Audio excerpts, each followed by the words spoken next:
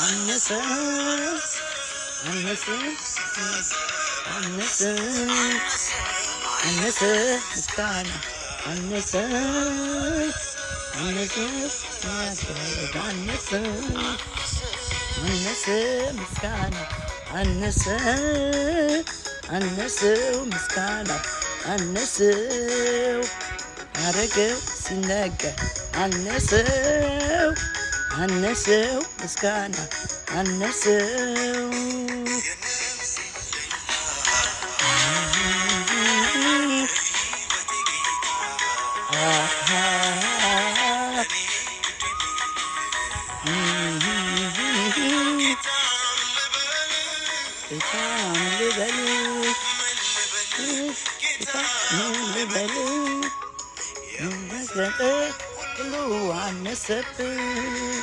ምን ልበል ጌታ ምን ልበል የምሰጥህ ሁሉ አነሰብኝ አነሰ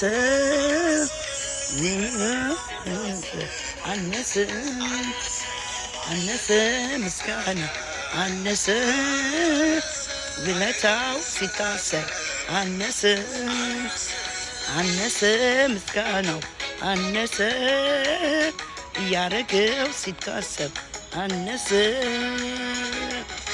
ሃሌሉያ ያረገው ሲታሰብ አነሰ ስሙ ይባረክ የኔ ጌታ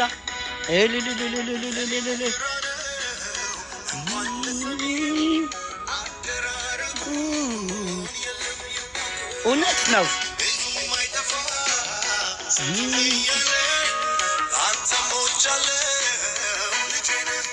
አዎ አነሰ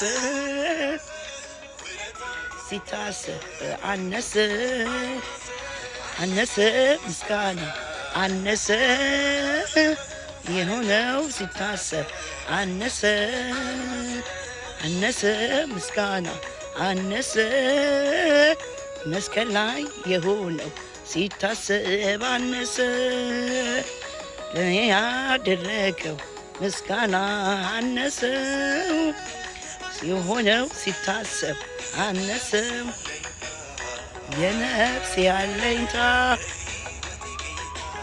የህይወቴ ጌታ ለኔ የደረስከው ጌታ ምን ልበል ጌታ ምን ልበል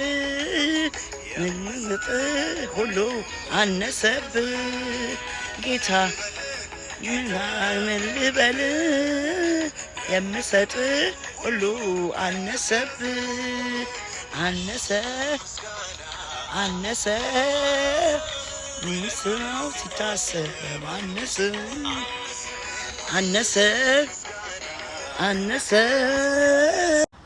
ያረገው ሲታሰብ አነሰ እግዚአብሔር ለኛ ያደረገው ኢየሱስ ክርስቶስ ራሱን ሰውቶ የሰው ልጅ ያዳነበት ምስጢር ሲታሰብ አነሰ እግዚአብሔርን ማመስገን መታደል ነው በልጁ በኢየሱስ ክርስቶስ ማወቅ መታደል ነው ይህ ምስጢር ያልገባው ሰው ያሳዝነኛል ስለዚህ በዚህ በእግዚአብሔር ልጅነት ውስጥ ለመሆን የሚያስብ ሰው በቃ ምንም ተራራ መውጣት ሸለቆ መውረድ በተለያየ ነገር ማድረግ አይጠበቅበትም በልጁ በኢየሱስ ክርስቶስ ማመን ነው መንገድ ከኢየሱስ ክርስቶስ ውጪ ወደ እግዚአብሔር መድረሻ የለም ስለዚህ አብ የላከው አንድ ልጁን እሱን በማመን የሚገኘውን የእግዚአብሔር ልጅነትን በማወቅ ወደ እግዚአብሔር ሐሳብ ለመግባት የሰው ልጅ ልቡን መክፈት አለበት እና የማያምኑ ሰዎች ሁሉ ኢየሱስ ክርስቶስን የግል አዳኛቸው አድርገው እንዲቀበሉ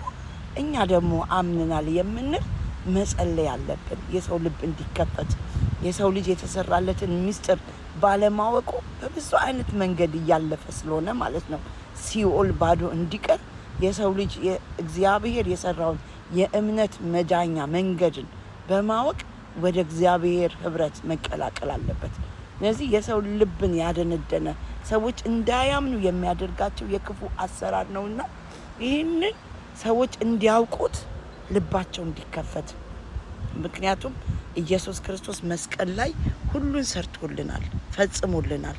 እኛ የምንሰራው ነገር የለም፣ ግን በማመን የሚገኘውን እምነት ይዘን በዛ ውስጥ በእምነት ውስጥ የሚደረግ ስራ ይሰራል።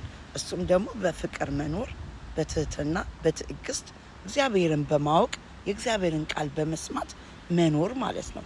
ስለዚህ ይህንን የእግዚአብሔርን ሀሳብ ለመረዳት ምን ያስፈልጋል? ልበቀን መሆን፣ ሞኝ መሆን። በቃ እስቲ እግዚአብሔር የሚለው ምንድን ነው ማለት በእግዚአብሔር ቃል ላይ መደገፍ፣ መጽሐፍ ቅዱስን በማንበብ የሚገኘውን ህይወት መረዳት፣ ሲነገርን ደግሞ መስማት መቻል።